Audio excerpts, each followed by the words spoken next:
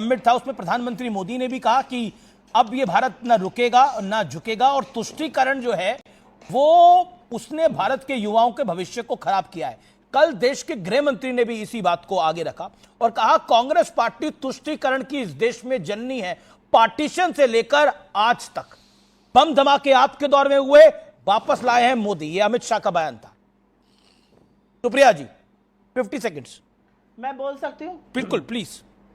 आज Barack Obama की किताब में जो छपा है उसको ब्रह्म वाक्य बनाकर बीजेपी यहां पर बोल रही है, लेकिन 2023 का मुझे वो मंजर याद है जब बराक ओबामा ने नरेंद्र मोदी को आईना दिखाया था, और नरेंद्र मोदी तब यूएस में थे, और बराक ओबामा ने कहा था कि हिंदुस्तान में जो हो रहा है उससे आंतरिक टेंशन बढ़ रहा है, जो माइनॉरिटीज के खिलाफ होने की बात थी। और पूरी की पूरी बीजेपी ने उनको क्या क्या नहीं कहा था, इनकी आईटी सेल ने उनको आतंकी तक घोषित कर दिया था, उनको बराक हुसैन ओबामा कहने लगी थी, उनको आतंकी ताकतों से जुटा हुआ बताने लगी थी। यह भी याद दिलाना जरूरी है। आज उनका ब्रह्मवाक्य यहां ऐसे मत पढ़िए उनकी किताब का कि वो ब्रह्मवाक्य था। असलियत यह है कि यह देश बहुत सारी चीजें जानना चाहता है। यह देश जानना चाहता है कि जितने भी आतंकी हमले हुए उन सब लोगों को सजा हो जो उसके पीछे थे। अरे हाफिज सईद ये करने की जगह ही नहीं होता अगर आपने उसे रिहा नहीं किया होता लाखों करोड़ डॉलर के साथ।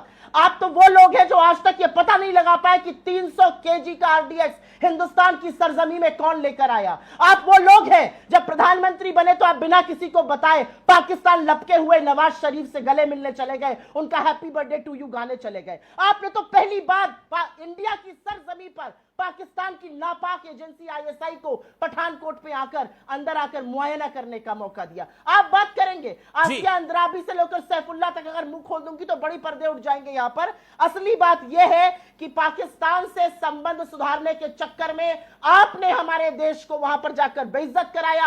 आप वहां गए और उसके बाद पाकिस्तान ने जो नापाक हरकतें करी वो सबको पता है। आप कह रहे हैं कि जो प्रधानमंत्री नरेंद्र मोदी नवाज शरीफ के यहां गए तो उन्होंने भारत को जाके बेइज्जत कराया, ये बड़ी स्टेटमेंट है आपकी। और मैं आपसे एक प्रश्न पूछ रहा हूं मैडम, और आप इसका जरूर जवाब दें सुप्रिया जी। 26/11 के बाद क्या कांग्रेस सरकार को जो करना चाहिए था वो उसने करा? क्योंकि आप बराक ओबामा को डिस्क्रेडिट कर सकती हैं कि बराक ओबामा की बात को आप नहीं मानती। फली होमी मेजर पूर्व एयर चीफ मार्शल तत्कालीन उन्होंने बोला सर्जिकल स्ट्राइक के लिए एयरफोर्स तैयार थी, गवर्नमेंट ने ग्रीन सिग्नल नहीं दिया। And Manish Tiwari is also saying this, ये हमारी गलती थी, कमजोरी थी।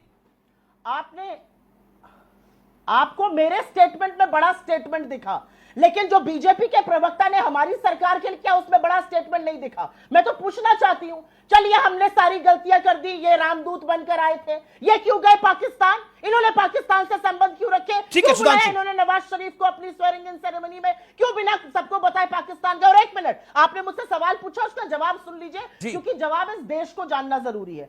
2008 नवंबर में ये वाला हमला हुआ और असलियत यह थी कि 2008 नवंबर के दौरान ये पूरी दुनिया एक बड़े इकोनॉमिक डिप्रेशन से गुजर रही थी। असलियत यह थी कि चिदंबरम जी के होम मिनिस्टर बनने के 2 दिन बाद, वो इस घटना के बाद होम मिनिस्टर नियुक्त किए गए थे, 2 दिन बाद Condoleezza Rice defence secretary of United States India आई और उन्होंने कहा कि हम पूरी ताकत से आपको इसमें समर्थन करेंगे और दुनिया उससे गुजर रही है और हम चाहते हैं कि इसको हम लोग सुलझाए मामले को। लेकिन उसके बावजूद इंडिया ने यह मामला ऐसे नहीं छोड़ा और ये 20 सेकंड का टाइम लेकर आपको कुछ चीजें बताना चाहती हूं।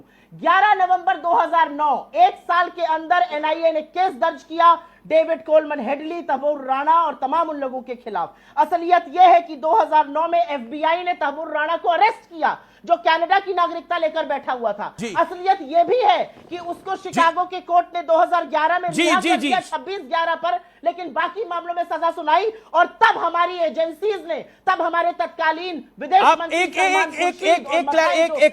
ये कह रही है कि कॉन्डोलीजा राइस आई यहां पर 26/11 के हमले के बाद, वो उसके 2 दिन बाद यहां पर थी और चिदंबरम साहब नए होम मिनिस्टर बने थे, तो कॉन्डोलीजा राइस ने बोला कि अभी हमला नहीं करना चाहिए। You are trying to say this? Condoleezza Rice ने डिक्टेट करी अपनी टर्म कि आप हमला नहीं करेंगे।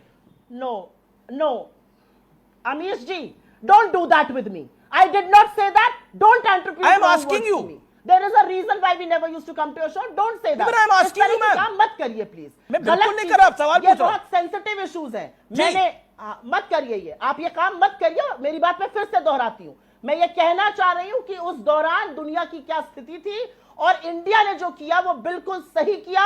हमने एक फुल प्रूफ केस बनाया, हमारी एजेंसीज लगातार लगी रही, ठीक है। हमने कूटनीति में झप्पियां पप्पियां नहीं करी, लेकिन कूटनीतिक तरीके से किया और आज उसका फायदा हुआ कि तब ओके, जवाब सुधांशु और भी त्रिवेदी। ज्यादा खुशी होती अगर डेविड कोलमन हेडली को हम सुधांशु अप्रूवल न बनाते, उसको जी, भी जी, जी, खतीब अब से आप हिंदुस्तान लाते। he has a right मुझे to और reply, भी सुधांशु ज्यादा त्रिवेदी। खुशी होगी जिस दिन पुलवामा के हमारे जितने जवानों की शहादत हुई उनको घसीट कर हिंदुस्तान लाया जाएगा, उसके मुझे ज्यादा खुशी होगी। ठीक है, Supriya ji, you made your point, Supriya ji, you made your point, Sudhanshu ji make your point. Okay, let BJP. जनता को आप मूर्ख समझना बंद कर दीजिए। इस प्रकार की बचकाना बातें किसी के गले नहीं उतरती, लोग मजाक उड़ाते हैं।